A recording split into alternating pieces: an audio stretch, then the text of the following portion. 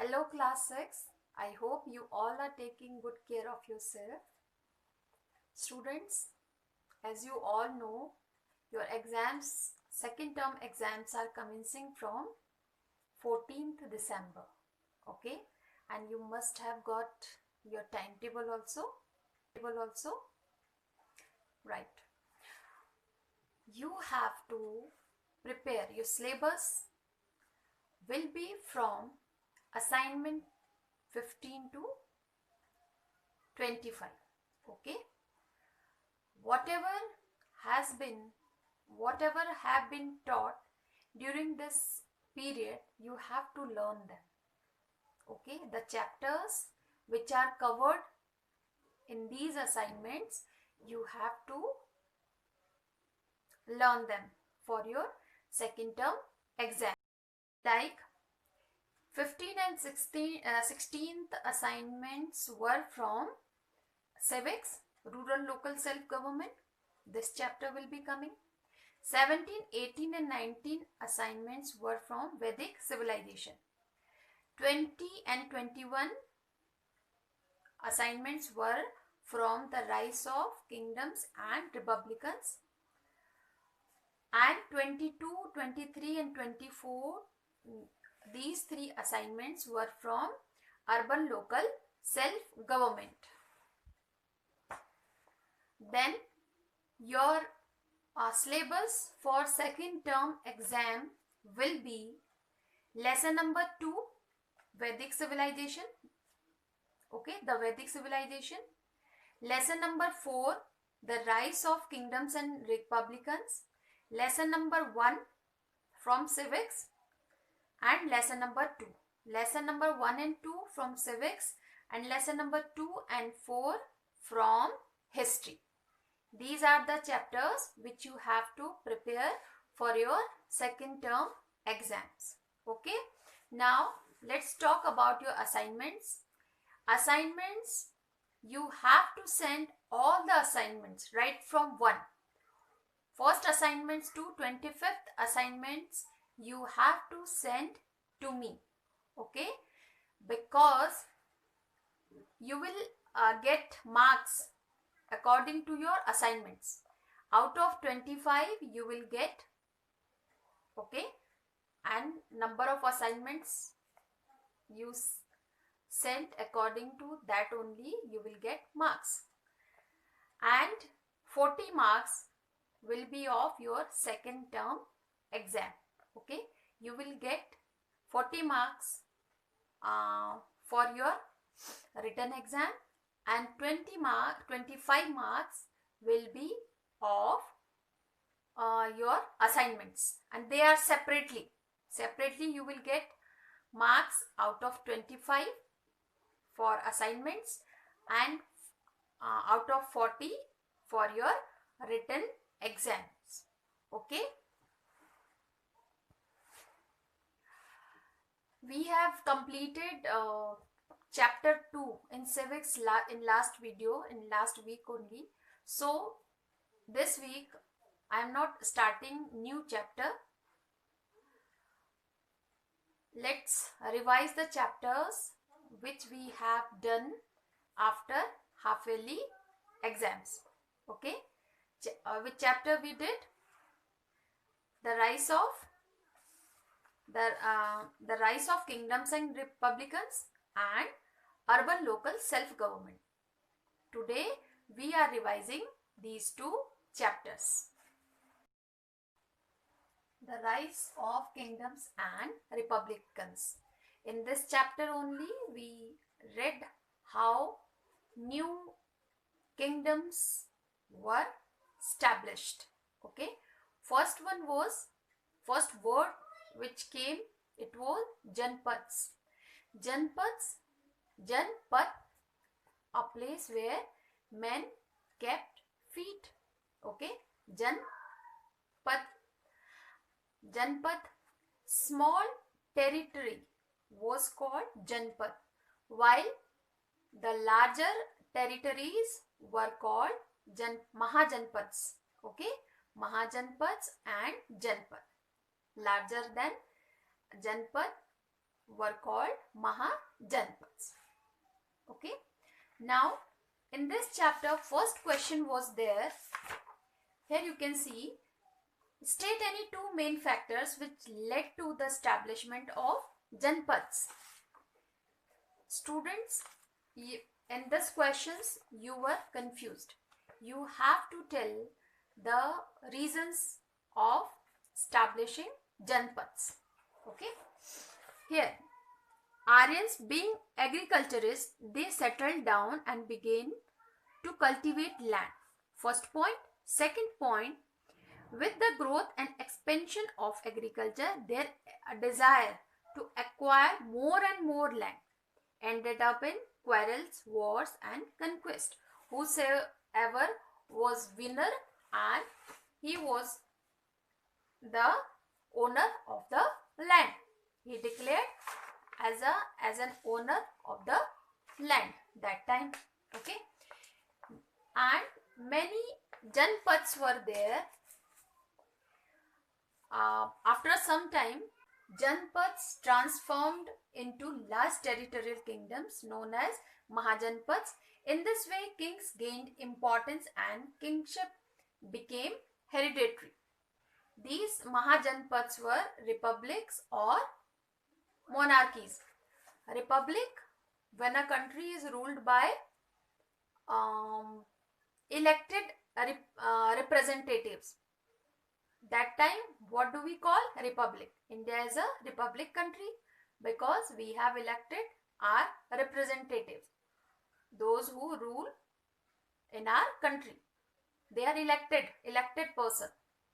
Okay, representatives are elected. While in monarchy, the rulers are hereditary, one by one. Like where the rulers are hereditary kings, they are called monarchy.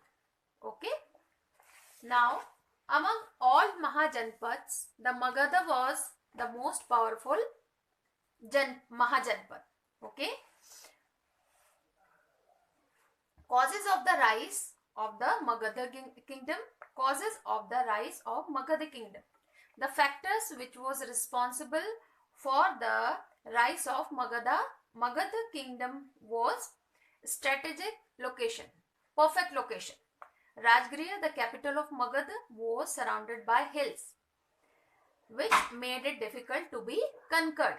Patliputra, its later capital, later on, Patliputra was made as capital of Magadha. Second one, fertile land and rich natural resources. They are natural factors. Okay. The land was drained by many rivers, which became carriers of trade, provided cheap water transport and continuous water supply. There was agricultural prosperity due to the rich soil, rich deposit of iron ore in the Chota Nagpur region enabled its rulers to make tool and weapons of good quality because there was iron, rich deposits of iron ore. Industries like textiles, metal craft and pottery, these were cottage industries. They were also easily established in the region. Trade and commerce flourished, making Magad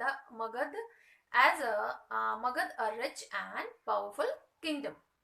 Ambitious rulers were very ambitious. They wanted to get more and more land. That's why, and military might, Magadha had a huge standing army and was the first to employ war elephants. Magadha rulers, they used elephants in war. They were the first who used elephants in war. Okay, important kings of Magadha. First one was Bimbisara.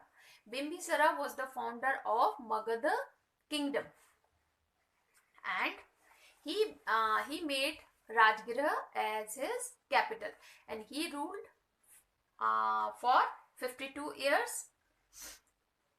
His main policies were, first one, matrimonial alliances.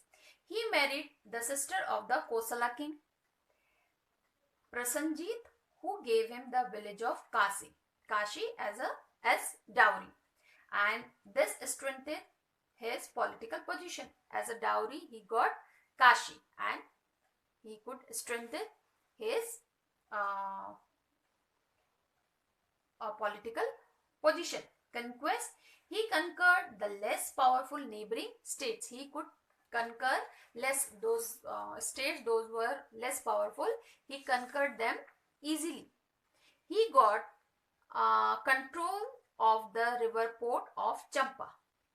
Ships full of merchandise sailed from the Ganga Delta to South India and returned with precious stones and spices, making Magad a prosperous state, resulting in better standard of living. Friendly relationship. His relationship was good with neighboring states. Now, Bimbisara proved to be a powerful and efficient king due to the following reasons. He exercised a rigid control, strict, hard control over all his officers. Laws were very strict and he imposed severe punishment for various crimes. He cared about the welfare of his people. Matrimonial alliance based on marriage. Now Ajatashatru, he was the son of Bimbisara, and Ajatashatru only, he killed his father. After some time, he realized that he did wrong. For this, he went to the Buddha and confessed to having murdered his father, for which he asked for forgiveness.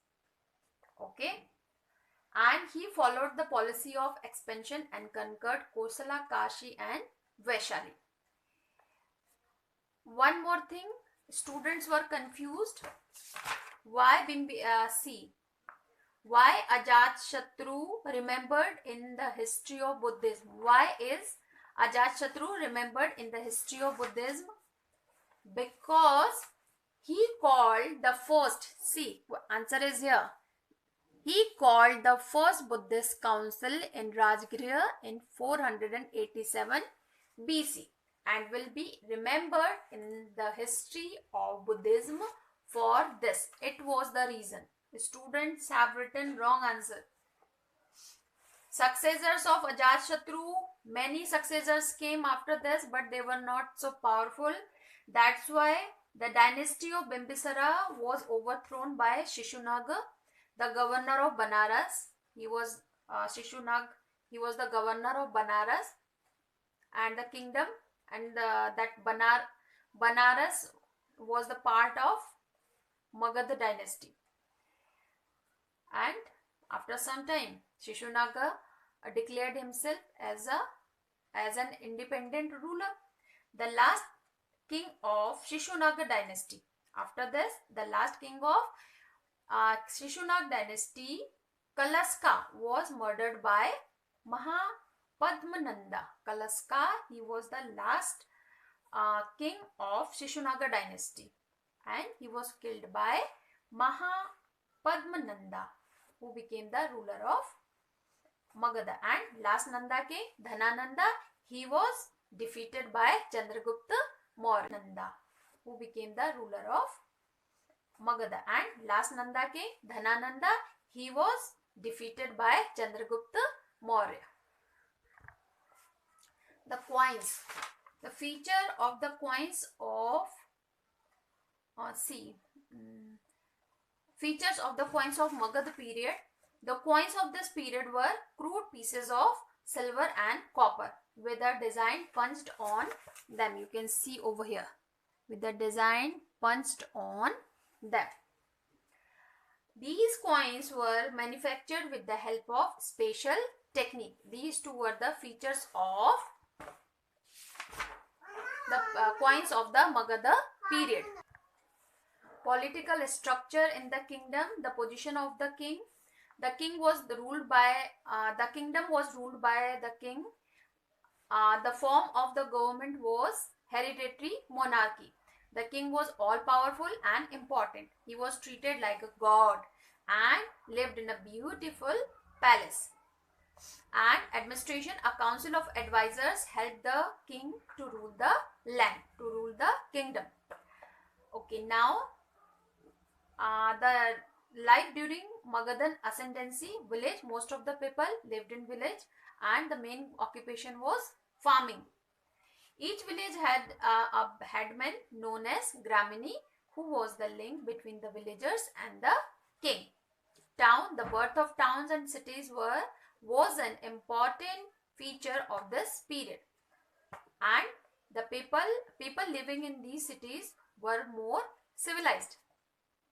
Occupations, farming, beside this, woodcutters, painters, painting, carpentry, blacksmiths, goldsmiths, musicians, dancing, barbers, potters, weapon making, etc. These were some other occupations of this period, of this kingdom. The main river port, Koshambi and Champa, and Champa was, and it was through these port cities that trade carried on easily. Easily trade could be done through these river ports. That's why the annexation of Champa was important. Now society was divided into four varnas: Brahmin, Kshatriya, Vaishya and Shudra. Life of the higher class was divided into 4 stages or ashrams. 4 ashrams are Brahmacharya, Grihastha, Vanprastha and Sannyasa. Okay, these are the 4 religion. These are the 4 ashrams or stages. Religion, the Vedic religion was a religion of many rites and sacrifices, so common people became very dissatisfied with them. That's why Jainism and Buddhism, these 2 religions, were the 2 most important religions of that period, Buddhism and Jainism. Okay, and reasons for the fall of Magadhan kingdom. The last ruler of Magadha were fond of wealth and pleasure and did not govern well. They imposed heavy taxes on the common men, which made the kingdom internally weak. Okay, these now lesson number 4. We have revised lesson number 4. Now let's revise lesson number 2 in civics. Revise chapter number 2 in civics, urban local self-government. Urban local self-government means government who look after urban areas. They are categorized and depend on population.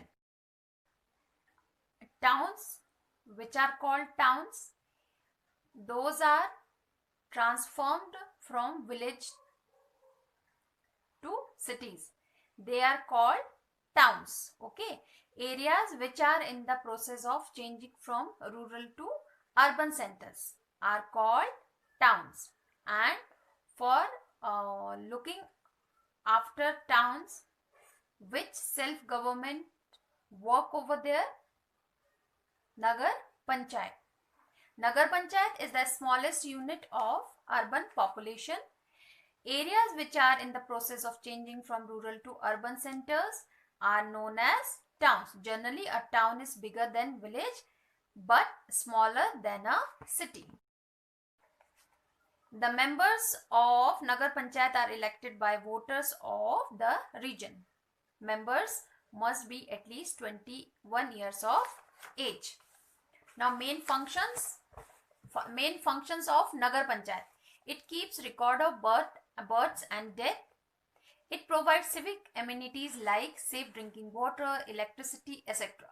It is also responsible for the construction and maintenance of roads. It also opens park, primary schools and dispensaries. Generally set up in urban centers with population over 20,000. There which self-government work? Municipality or municipal committee. The members of the municipal committee, generally 15 to 60, are directly elected by registered voters. Okay, voters of that area can vote. Now, problems. Voters must be citizen of India, at least 18 years of age, a resident of the city, and the candidate must have these qualifications, plus that he should be 21 years of age. Members, he should be members, they should be 21 years of age, and voters should be 18 years of age. Okay. Now reservation seats are reserved in corporation or municipality for the scheduled caste and scheduled tribe in the ratio of their population, okay, to the total population of towns and cities, and 1/3 of the total seats are reserved for women. Problems of big cities. There are many cities in India which have population more than 1 million. All these cities having population of 1 million or more are known as metropolitan or million plus cities. To provide transport, pure drinking water, regular electricity, electricity supply, schools and colleges, hospitals and other essential amenities is the duty of the local self-government there, which is called the municipal corporation. In these cities, there is municipal corporation. The local government which work in these cities, they are called municipal corporations. Okay. Mayor and the deputy mayor, the members of the corporation elect a mayor and a deputy mayor from among themselves.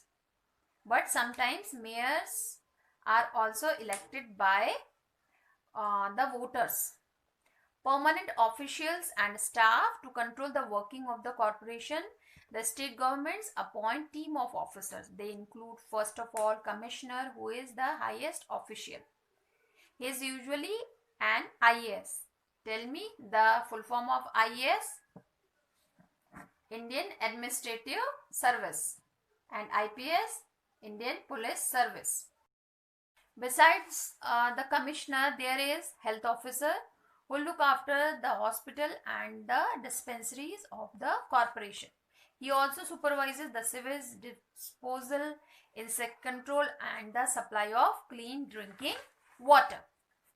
Functions of corporation and municipality. Most of the functions are same. Okay. Compulsory functions and optional function. Compulsory functions: public health and sanitation, public works and service. In public works and service, the local self-government in the urban areas provides good roads and street in its area and maintains them in good condition. This is the responsibility of municipal corporation only, to maintain the condition of the road. Shady trees are planted on both sides of the roads. Roadside urinals and latrines are provided. Public toilets are provided by municipal corporation in cities. Water and electricity supply are made available in the city for residential houses, offices, factories, schools, colleges, etc. To provide cheap and efficient local bus service or any other mode of transport. They are the optional functions of municipal corporation. District administration, it is not possible to administrate such a big country from one place, so it has been divided into states and union territories. The states of union territories, there are 8 union territories: Daman and Diu, Dadra and Nagar Haveli. There were 2 union territories, Dadra and Nagar Haveli, one Daman and Diu, another one, but they are merged. Okay, they are merged and have become one. Okay, that's why from 26 January 2020 this bill has been passed that we will have only 8 union territories and 28 states. Okay, so the states of the Indian Union are further divided into districts, which are smaller units, and this is done for providing better administration and better service to the people. The DC or DM is held by a number of other officers like the Superintendent of Police, SP, a Chief Medical Officer, CMO, Inspector of Education, etc. Tehsildars, Patwaris, they all help district magistrate or district collector or deputy commissioner. Okay, now duty, if this type of questions come, the functions of the district magistrate, that time you have to explain them also, like maintenance of peace, law and order. Maintenance of peace, law and order in the district is very important duty and the function of district magistrate. He is helped in this by the Superintendent of Police. For doing this duty, who helps him? Superintendent of Police, SP. In case there is a threat to peace in the city, the DC imposes section 144, which prohibits people from assembling at a place. Administration of jail, there is a jail in every district. Those found guilty by the courts are sent there to serve a term of punishment. Collection of land revenue, the DM maintains land record and collects land revenue from the farmers, but householders also. There are 2 types of code: criminal code and civil code. Civil code, the courts deal with disputes relating to money or property. Who deals it? Civil code. While murder or dacoity, theft, criminal attack, all these types of cases are heard by criminal courts. Okay. In lesson number 1 in civics, here this question was there: who elects the Gram Panchayat? Who elects the Gram Panchayat? The members of the Gram Sabha, who they only elect Gram Panchayat. Okay, the Gram Sabha elect the Gram Panchayat through a secret ballot. Understood? Gram Panchayat, the member of the Gram Panchayat are elected by Gram Sabha, the members of the Gram Sabha. Okay. One more question is there: who conducts the election of a village panchayat? Who conducts the election of a village panchayat? State Election Commission conducts the election of a village panchayat. While if there is a election of chief minister, okay, that time who conducts the election over there? Again, State Election Commission? No, that time Election Commission of India conducts the election in that state.